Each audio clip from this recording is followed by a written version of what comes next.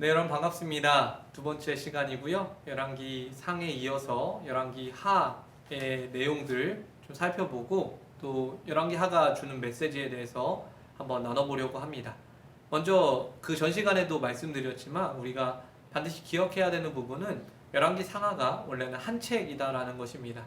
그래서 열왕기 상에 끝나는 부분이 자연스럽게 열왕기 하로 이어진다라는 것 기억하시면 좋을 것 같아요. 한 책이다 보니까 기록 시기 그리고 의도 사관 같은 경우에는 다 공유를 하고 있습니다. 아까도 제가 말씀드린 것처럼 열왕기상과 똑같죠. 기록 시기는 바벨론에서 포로 생활을 하고 있는 남유다 백성들이 포로 귀환을 하기 직전이라고 이야기를 하면 될 것 같고요. 그래서 그들에게 왜 그러한 고통이 우리 가운데 있었는가, 우리 민족 가운데 있었는가를 보여주기 위해서 이 책이 지어졌습니다. 그리고 이 사관은 아까도 말씀드린 것처럼 선지자적 사관에 의해서 지어지고 있습니다. 그래서 이 이야기를 이끌어가는 사람들이 보통은 왕입니다. 왕의 치적들이 이어지지만 또 어느 부분 상당 부분에서는 엘리야와 엘리사의 이야기가 전해지고 있고요. 열왕기상 같은 경우에는 후반 부분, 열왕기상 후반 부분에 엘리야의 이야기가 주를 이뤘다면 그 다음에 지금 이 열왕기 하의 초반 부분에는 엘리사의 이야기가 이제 본격적으로 등장하기 시작합니다. 그래서 엘리사가 엘리야의 바톤을 이어받아서 하는 일들이 있거든요. 그 부분에 대해서 좀 살펴보시면 좋을 것 같아요. 그래서 열왕기 상에서 엘리야의 이야기로 끝났다면 열왕기 하에서는 엘리사의 이야기로 시작한다라고 생각을 하시면 될 것 같습니다. 특징으로는요, 열왕기상이 끝나는 시점이 있거든요. 열왕기상이 끝나는 시점, 그러니까 북이스라엘의 아시아 왕부터 북이스라엘 멸망, 그리고 또 그 이후에 이어지는 남유다의 멸망, 150년 정도 후에 이어지는 남유다의 멸망에 대해서 다루고 있다라는 것입니다. 그래서 이야기가 지금 완성이 되는 거예요. 솔로몬의 타락으로부터 시작됐던 왕국의 쇠퇴가 이제 어떻게 그 마무리가 되고 지금 이스라엘 백성들, 남유다 백성들이 실제적으로 경험하고 있는 그 포로기라는 고통이 어째서 시작됐고 어느 모습으로 끝나게 되는지에 대해서 이 열왕기 하가 기록을 하고 있다라고 생각을 하시면 되겠습니다.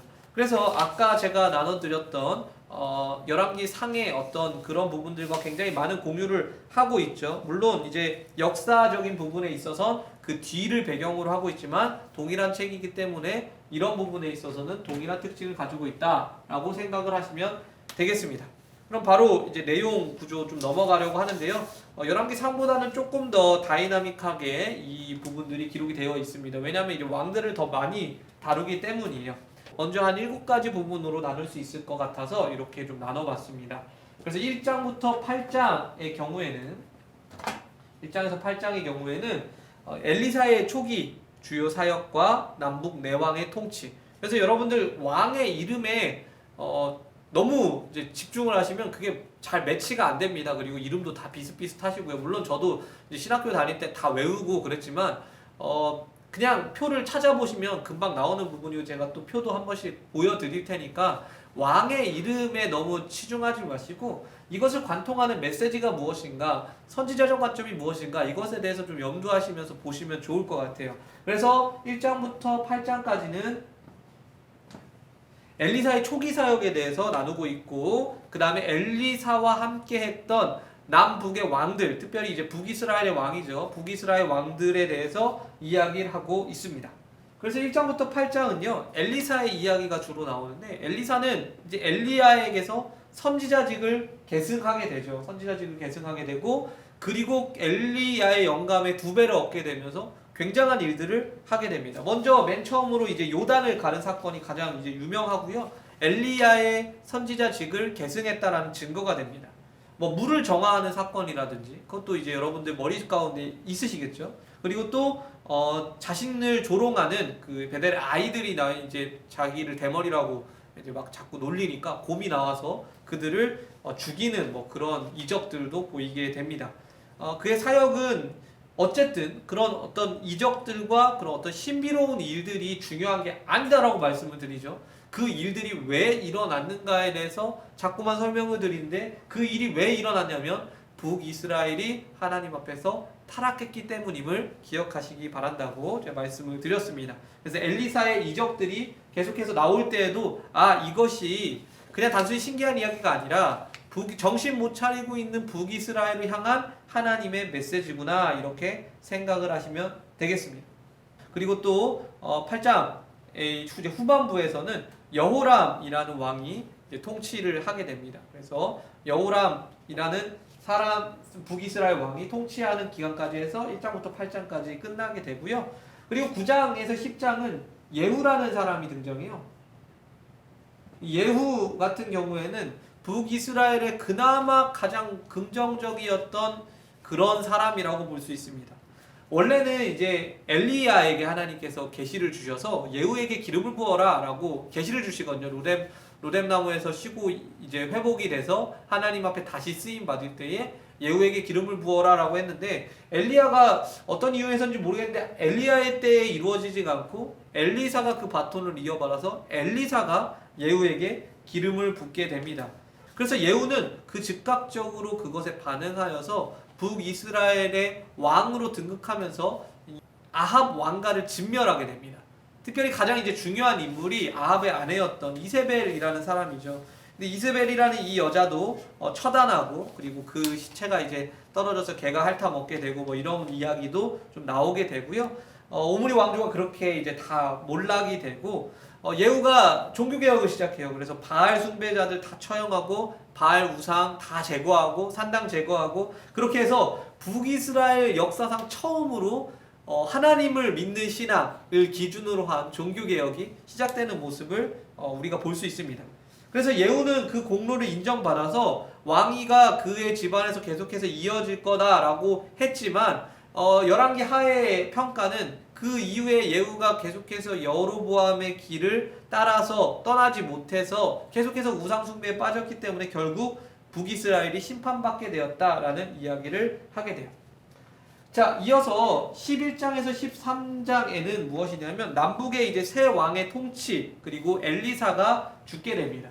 여기서부터 이제 여기까지 이제 본격적으로 여기 이제 이야기가 이 철학하는 이야기가 여기까지 이제 마무리가 되고, 이제부터는 거의 에필로그처럼 이제 완전히 나라가 끝나는 이야기들이 이제 시작이 되는데, 엘리사의 죽음까지가 하나님께서 참으셨던 기간인 거죠.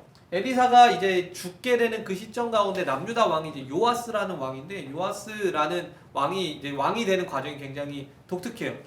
예후가 기름 부음을 받아서 이세벨을 처단할 때에 아하시야라는 남유다 왕도 같이 죽거든요. 이 남유다 왕이 같이 죽었다는 소식을 듣고 아달랴라는 이제 아하시야의 엄마인데, 아달랴라는 사람이 다윗의 아들들을 다 죽여버리고 자기가 왕위에 오릅니다. 그래서 남유다 왕을 이제 7대 왕이라고 이야기할 수 있는데, 7대 왕이 아달랴라고 이야기할 수 있어요. 근데 보통 이제 다윗 가문만 남유다의 왕으로 인정을 하기 때문에 아달랴는 사실 왕으로 인정하기가 좀 어렵죠. 그래도 이제 대수를 따지면 7대 왕입니다. 아달랴가 그렇게 모든 아이들을 다 죽여가지고 자기가 등극을 하는데, 그 사륙의 현장에서 요아스만 살아남습니다. 그래서 이 요아스는 굉장히 어린 때에 살아남아서 성전에서 숨어 지내요. 그러니까 이 얼마나 남유다의 어떤 그 신앙 상태를 볼 수 있는 게, 성전에서 숨어 지내면 안전할 정도로 성전을 아무도 찾지 않고 그것이 관심 바뀐 그런 상태인 건데, 요아스가 거기서 이제 숨어서 살다가 7세가 되는 해에 이제 8대 왕으로 등극합니다. 아달랴가 이제 처단당하고 8대 왕으로 등극해서 제사장 여호야다라는 사람과 함께 같이 이제 나라를 이끌게 됩니다. 그래서 처음에는 여호야다가 그를 지도할 때는 그래도 하나님 앞에 좋은 모습을 보여요. 그렇지만 또 금방 타락하는 모습을 또 보이게 됩니다. 그런 남유다에 그런 일들이 일어나고 있을 때 이제 엘리사가 죽게 되는데요. 엘리사가 마지막에 예언을 하고 죽어요. 요아스 왕에게 예언하고 죽는데, 아람을 처단하게 될 것이다 라고 이야기를 하고 이제 숨을 거두게 됩니다. 그래서 이제 엘리사의 사역이 마무리가 되고요. 북이스라엘은 이제 요아스의 뒤를 이어서 여로보암 2세, 그 이름이 같아가지고 여로보암 2세라고 부르는데, 여로보암 2세 때에 또 잠깐 반짝해요. 북이스라엘은 어떻게 보면은 그 신앙적으로는 굉장히 무뎌져가지고 반란도 많이 일어나고 왕들도 많이 죽고 그러긴 하는데 이 경제적으로 봤을 때에 그리고 또 뭐 정치적으로 봤을 때 그렇게 나쁘지 않았습니다. 꽤 잘 살던 그런 사람들이에요. 여로보암 2세 때 또 잠깐 번영을 누리다가 이제 점점 쇠퇴하기 시작합니다. 그러니까 북이스라엘의 엘리사라는 영적인 거장이 죽고 나서 이제부터는 무너지기 시작했다라는 거예요. 그 전까지는 아합 때부터 계속해서 잘 사는 편이었습니다. 특별한 어려움이 없었어요. 그래서 어쩌면 오히려 더 회개하지 않았을 수도 있습니다. 14장부터 17장 이어서 한번 보면요. 이때는 이제 남북 분열 후에 후반기 공존하고 있는 그 상태에서 이제 북이스라엘이 망하기 직전에 대해서 이야기를 하고 있습니다.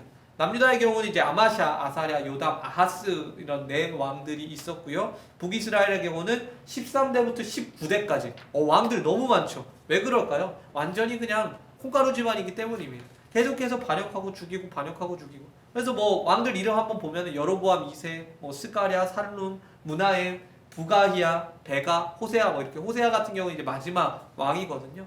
이렇게 왕들이 이어지게 됩니다. 그리고 호세아 때에 BC 722년에 아수르에 의해서 북이스라엘이 멸망하게 되는 과정이 오늘 이 14장에서 17장에 기록이 되어 있습니다. 왜 망하게 됐냐라고 했을 때 이제 정치적으로 보면요. 호세아가 아수르의 원래 친아수르 정책을 펴던 사람인데요. 갑자기 이제 애굽이랑 손을 잡게 됩니다. 애굽이랑 손을 잡게 됐다는 이유 때문에 아수르가 호세아의 나라를 침공하게 되고요. 호세아가 3년 동안 사마리아에서 항전을 하는데 결국에는 이제 함락되고 9왕조, 이제 왕조가 계속 바뀌거든요. 북이스라엘은 왕조가 9왕조였고 19명의 왕의 그 시대가 끝나게 됩니다. 그래서 북이스라엘은 여기서 마무리가 되고요. 이후에는 이제 남유다의 역사만 남게 되는 거죠. 18장부터 25장 같은 경우에는 이제 남유다의 멸망에 대해서 이야기를 하고 있는데 먼저 18장부터 20장에는요. 중요한 인물 한 명이 나옵니다. 사실 이 역사서가 이렇게 3장이나 다 할애를 해서 한 인물을 이야기하고 있는 경우, 특히 왕은 많이 없거든요. 그런데 아마 유일할 겁니다. 히스기야라는 왕에 대해서 이야기를 합니다. 히스기야라는 왕이 하나님 앞에 어떤 행동으로 어떤 정치를 펼쳤는가 이 부분에 대해서 이야기를 해주고 있어요. 이 히스기야 같은 경우에는 남북 왕조를 통틀어서 가장 하나님 앞에 선한 왕이라고 평가를 하고 있습니다. 크게 한 4가지 정도 히스기야에 대해서 이야기하고 있는데, 히스기야가 이제 나라를 어떻게 잘 다스렸는지에 대해서 먼저 이야기를 하고 있습니다. 그래서 우상을 없애고 또 수로를 내고, 그래서 아직도 이스라엘에는 히스기야의 수로가 있죠. 히스기야가 그렇게 나라를 잘 다스리고 또 하나님께 돌아올 수 있도록 백성들을 독려하고 또 유월절도 지키고 이런 일들이 앞에 기록이 되어 있고, 또 그 다음에 북이스라엘을 위협했던 아수르가 히스기야를 공격하는 사건이 일어납니다. 우리가 좀 유명하게 알고 있는 이사야와 이제 히스기야가 같이 겪게 되는 그런 사건인데요. 아수르의 군대가 쳐들어왔을 때 히스기야가 너무 가슴이 상심해가지고 하나님의 성전에 올라가서 옷을 찢고 기도합니다. 하나님께서 응답하여 주시고 이사야를 통해서 예언 주신 것처럼 아수르 군대가 하루아침에 파멸되고 퇴각되게 됩니다. 그때부터 사실 아수르는 쇠퇴기를 겪게 됩니다. 그래서 아수르의 패권이 이제 바벨론으로 넘어가게 되는 결정적인 이유가 시작돼요. 아수르는 기고만장해가지고 자기들이 예루살렘 같은 거 금방 그냥 침공할 수 있다라고 생각을 했지만, 하나님께서 그 북이스라엘의 멸망도구로 사용하셨던 아수르를 남유다의 어떤 사건을 통하여서 쇠퇴하게 하시는 모습을 볼 수 있고요. 그 다음에 이제 히스기야가 이제 병을 얻어가지고 죽게 됐는데 이제 생명 연장을 받게 됩니다. 그래서 너 죽을 거다라고 했는데 하나님 앞에 기도했을 때 하나님께서 히스기야를 살려주시겠다라는 증표를 보여주시고요. 이렇게 히스기야에 대해서 여러 가지 일들을 행하셨는데, 그럼에도 불구하고 히스기야가 다 잘했는데 이 부분을 좀 잘못했어요. 뭐냐면 저기 이제 바벨론, 이제 신흥 강자죠. 아직 그때까지만 해도 신흥 강자가 아니었는데 먼 바벨론에서 히스기야가 나왔다는 소식을 듣고 사신을 보냈을 때에 자기 왕궁에 있는 모든 것들을 다 보여주면서 그들을 맞이하게 되는데, 그것 때문에 이제 히스기야가 무슨 예언을 받냐면 그 바벨론 사람들이 와서 이 자신이 보여준 모든 것들을 다 빼앗아 갈 것이다 라는 그런 좀 안타까운 그런 예언을 받게 됩니다. 히스기야가 그냥 묵묵히 받아들여요. 뭐 어쩔 수 없다라고 생각을 하고 받아들이는데 제가 좀 아쉬운 부분은 이때 좀 회개를 했으면 어땠을까라는 생각을 하게 됩니다. 근데 히스기야는 그런 한계를 가지고 있었고 더 이상 회개하지 않고 그 삶을 마무리합니다. 21장에서 23장은요. 므낫세 왕부터 여호야김 왕인데 이제 완전히 나라가 완전히 꼬꾸라지는 상황 가운데 또 한 명의 중요한 왕이 등장해요. 16대 왕인데 요아스라는 왕입니다. 요아스. 그래서 13대 히스기야와 16대 요아스는 둘 다 선왕이었어요. 근데 요아스라는 왕은 성전 모수도 하고 굉장히 종교개혁을 잘 했던 사람인데 이걸 이제 어떻게 설명할 수 있을지 모르겠지만 갑자기 죽습니다. 어떻게 죽냐면 전쟁에 나가서 죽어요. 갈그미스라는 곳에서 이제 죽게 되는데 애굽 왕에 의해서 느고라는 이제 파라오에 의해서 죽게 됩니다. 무기토에서 죽게 되고 이 그 아수르의 편을 들다가 죽게 돼요. 그러니까 이 부분에 있어서 요아스가 하나님 앞에 바로 섰는데 왜 죽느냐라고 이제 많은 궁금증이 생기게 되는데 이 전쟁의 순간에 사실 하나님을 의지하기보다는 어떤 자신의 어떤 정치적인 센스, 외교적인 센스를 의지하고 있다가 아수르의 편을 들다가 이제 바로에 의해서 죽게 됩니다. 그래서 16대 왕 요아스가 선정을 펼쳤으나 하나님 앞에 완전히 회복되지 못하고 죽게 되고 17대 왕이 이제 여호아스라는 왕인데 여호아스를 이 바로 느고가 폐위시켜버리고 여호야김이라는 왕을 18대 왕으로 세우게 됩니다. 꼭두가시죠. 여호야김 이라는 왕을 세우게 되고요. 이때가 이제 우리가 잘 알고 있는 뭐 하박국 선지자 이런 선지자의 예언의 배경이 되기도 합니다. 유다가 이제 멸망하기 직전까지 가게 된 거죠. 그리고 마지막 이제 24장부터 25장의 내용은 남유다가 이제 바벨론에 의해서 멸망당하게 되는 과정을 그립니다. 그래서 이 북이스라엘 같은 경우에는 아수르에서 멸망을 당하고 남유다는 바벨론에 의해서 멸망을 당하는데요. 남유다가 이 멸망당하기까지 총 4번에 걸쳐서 바벨론이 침공을 받아요. 그리고 3번에 걸쳐서 포로로 잡혀가게 됩니다. 4번의 침공이 있었고 3번의 포로로 잡혀가는 사건들이 있었다라고 생각을 하시면 될 것 같습니다. 그런데 이제 마지막에 25장 마지막 부분에 여호야긴 왕이 바벨론의 포로로 끌려갔는데 석방되고 또 복권하면서 왕의 식탁에서 먹었다라는 그렇게 좀 희망적인 메시지로 끝나요. 그래서 이 열왕기 하야가 계속해서 고발하고 또 잘못하고 또 너네 그렇게 살았기 때문에 너네가 이렇게 된 거야 이런 내용들로 계속해서 반복이 되고 있지만 마지막 부분에서는 무엇을 이야기하고 있냐라고 했을 때 너희가 그렇게 힘들고 어렵고 아프고 쓰라린 경험을 하고 있지만 하나님께서 회복해 주실 거야. 하나님께서 반드시 회복시켜 주실 거야. 징계가 끝나는 날이 있을 거야 라는 암시를 주면서 마무리되게 됩니다. 그래서 이스라엘 백성들이 다시 회복될 수 있음을 소망을 주면서 이 열왕기 하가 마무리가 되고 있고요. 이렇게 제가 말씀드린 대로 어떤 내용의 흐름에 따라서 보시면 좋을 것 같아요. 그래서 엘리야부터 시드기야가 마지막 이 북이스라엘 멸망과 시드기야의 때에 남유다가 망할 때까지의 이야기로 전체적으로 보시면 혼자서도 열왕기 하를 읽어 나가실 때 큰 어려움이 없을 것 같습니다. 자, 그렇다면 열왕기 하가 우리에게 주는 메시지에 대해서 좀 더 살펴보려고 하는데요. 일단 열왕기 상과 공유하고 있는 내용은 축복과 저주에 대한 내용입니다. 그래서 비록 맨 마지막에 어떤 희망의 메시지를 주고 있지만 처음부터 거의 끝까지 계속해서 이야기하고 있는 부분은 뭐냐면 너희가 신명기에서 하나님께서 우리 가운데 주신 말씀 하나님을 잘 섬기고 하나님께 잘 나아가는 사람들이 되면 하나님께서 복을 주시고 아름답게 하시고 또 새로운 어떤 일들을 행하실 것이다. 그러한 소망의 메시지를 다 버리고 하나님 앞에 우상 숭배를 했기 때문에 너희가 저주를 받은 것이다. 지금 바벨론에 잡혀가 있는 그 상황은 하나님의 징계이자 하나님께서 신명기에서 이야기하신 그 저주다라는 것을 분명히 이야기하고 있는 책입니다. 그래서 이 부분은 열왕기 상과 공유하고 있는 부분입니다. 그래서 길게 할 필요는 없죠. 자, 두 번째로는 뿌리 깊은 죄성에 대해서 이야기를 하고 있습니다.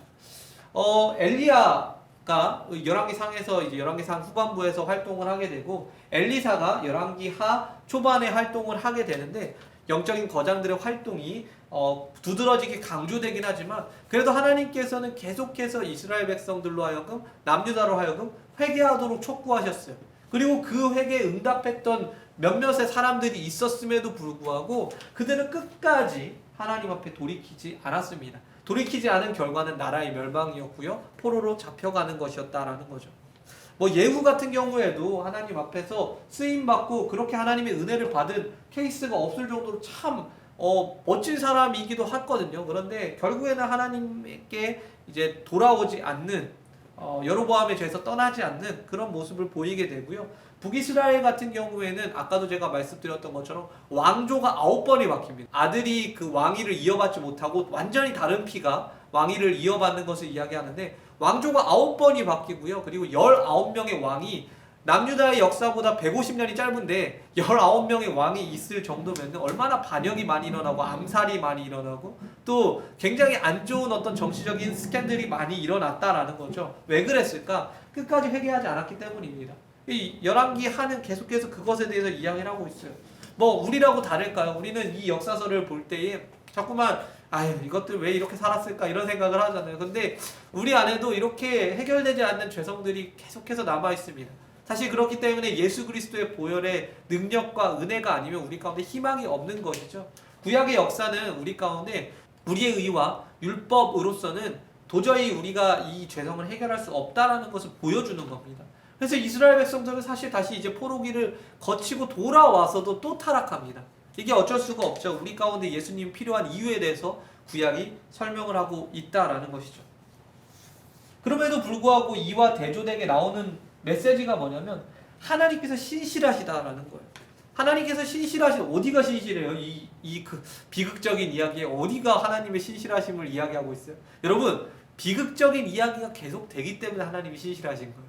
그들을 굳이 징계하시고 벌을 주시고 또 포로기로 끌려가게 하시는 게 하나님의 신실하심이에요. 그냥 아예 멸망시켜버리고 처음부터 그냥 아예 없던 걸로 해버리시면은 아예 그냥 이 사람들 아예 사라져버리게 하셨으면은 더 하나님 입장에서 쉬우셨을 수도 있는데 하나님께서 이들을 돌이키게 하기 위해서 이들이 돌이키도록 하나님께서 계속해서 징계하시고 선지자를 보내시고 이적을 행하시고 메시지를 주시고 하셨다라는 거예요. 남유다 백성들 가운데도 남유다 이 왕들 있잖아요. 다윗에게 주신 그 언약, 너희의 왕조가 계속될 거다라는 그 언약 때문에 바로바로 그 왕조를 바꾸시지 않아요. 그래서 북이스라엘 같은 경우에는 왕조가 9번 바뀌는 동안 남유다 같은 경우에 아달랴의 그 케이스 빼놓고는 계속해서 다윗 왕조가 이어지는 것을 볼 수 있습니다. 그렇다고 뭐가 다윗이 특별해서가 아니라 다윗에게 주셨던 언약 때문에 그렇다는 것을 기억하셨으면 좋겠어요. 다윗이 특별하기보다는 그 언약을 주시는 하나님의 성실하심과 신실하심이 특별하기 때문에 남유다는 그나마 조금 더 이어질 수 있었다라는 거죠. 그럼에도 불구하고 인간의 불순종은 계속됩니다. 여기서 이제 우리의 모습을 봐야 되는데요. 하나님께서 그렇게 회개하도록 열심을 내고 또 선지자들을 보내셔도 사람들은요 끝까지 불순종하는 그 자리에 계속해서 남아있게 돼요. 그 남아있던 결과가 나라의 멸망이었다라는 것을 열왕기 하는 계속해서 보여주고 있는 거예요. 하나님께서는 어떻게 우리에게 일하십니까? 회개할 수 있도록 계속해서 독려하시고 우리가 돌이킬 수 있도록 이야기를 하시고 또 예수 그리스도께서 우리 가운데 일하시는 방식도 예수님께서 돌아오게 하시도록 이 땅 가운데서 사역하신 거거든요. 십자가를 지시고 부활하신 그 이유가 우리가 돌이키기만 하면 하나님 나라를 소유할 수 있게 하기 위해서 그렇게 하신 것인데 그러한 복음의 메시지를 듣고도 끝까지 불순종하는 사람들이 있어요. 그리고 그런 사람들에게 예비된 결과는 무엇입니까? 바로 멸망밖에 없다라는 겁니다. 그래서 예비된 심판이 있는 거예요. 우리는요 이 부분에 대해서 믿지 않는 사람들한테 너무 많이 강조를 하면 이 사람들이 교회에 들어오기도 전에 뭔가 거부 반응 때문에 나가버릴 것 같아요. 그렇지만 그렇다고 막 복음에 물탄 것처럼 다 하나님이 너 사랑하셔, 너가 죄 지어도 사랑하셔, 이런 식으로 생각하서는 안 됩니다. 인간의 불순종은요 하나님이 신실하게 반응하셔도 끝까지 죄성 가운데 남아있고요 이 불순종에 따라서 죽을 때까지 그렇게 살아가다 보면은 하나님의 인내하심에 끝이 보이기 시작한다는 거죠. 요거 한번 볼까요? 하나님의 인내하심. 열왕기 하에 드러난 하나님의 인내하심은요 그 끝이 있는 인내하심입니다. 우리는 이 부분에 대해서 너무 쉽게 생각하는 것 같아요. 하나님이 제가 죄를 지어도 바로 뭐 죽이시거나 징계하지 않으시니까 하나님이 오래 참으시는구나. 그리고 이 오래 참는 걸 굉장히 좋아해요. 하나님께서 오래 참으시지 않으면 우리 중에 살아있을 분이 누가 있겠습니까? 다 죽었겠죠. 맞아요. 맞습니다. 하나님께서 오래 인내하시는 거 맞아요. 그렇지만 하나님께서 끝까지 인내하시는 건 아니십니다. 하나님의 인내의 끝이 반드시 있다라는 것을 열왕기 하의 메시지를 통해서 우리가 봐야 됩니다. 하나님께서는요, 호세아의 때까지 참으셨고요, 시드기야의 때까지 참으셨어요. 하나님께서 참으시는 것이 끝이 있다라는 겁니다. 그리고 반드시 우리가 그 끝이 이르기 전에 회개해야 된다라는 메시지를 품고 있어요. 히스기야 같은 경우 한번 보세요. 히스기야는요, 하나님 앞에 회개했을 때, 하나님 앞에 기도했을 때 그 어려움들이 이겨지기 시작합니다. 아수르가 침공했을 때도 그렇고요, 자기 설명이 얼마 남지 않았을 때 이미 죽는다라고 이야기를 하셨거든요. 근데 하나님께서 그거 번복하시면서 그의 수명을 늘려주셨다는 거예요. 하나님께서 인내하십니다. 그리고 참으십니다. 근데 돌이키는 자에게 참으시고 돌이키는 자에게 하나님께서 더 기회를 주셔요. 그리고 또 그 기회가 무한히 반복되는 것 아닙니다. 반드시 이 세상 가운데 끝이 있고요. 그 끝은 예수 그리스도의 재림을 통해서 이루어지게 될 것입니다. 세상 가운데 하나님을 거스르고 하나님보다 높아졌던 것들이 다 무너지게 될 것이고요. 남유다와 북이스라엘이 멸망당한 것처럼 이 세상의 모든 권세들이 다 무너지는 그날이 반드시 옵니다. 우리는 그것에 대한 분명한 믿음을 가지고 두렵고 떨리는 마음으로 구원을 이루며 신앙생활을 해야 될 줄 믿습니다. 우리가 그런 하나님의 거룩한 인내하심에 대해서 반드시 알았으면 좋겠어요.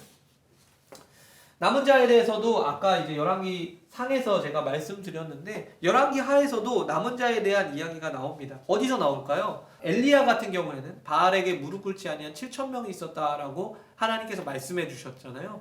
엘리사 같은 경우에는요, 선지 학교가 있었어요. 그래서 배고팠을 때에 하나님께서 오병이어처럼 마치 이렇게 양식을 풍성하게 해주시는 그 이적에 누가 있었냐면요, 엘리사를 비롯한 수많은 선지 후보생들, 선지 생도들, 지금으로 말하면 신학생들이죠. 300명 정도가 있었다라고 해요.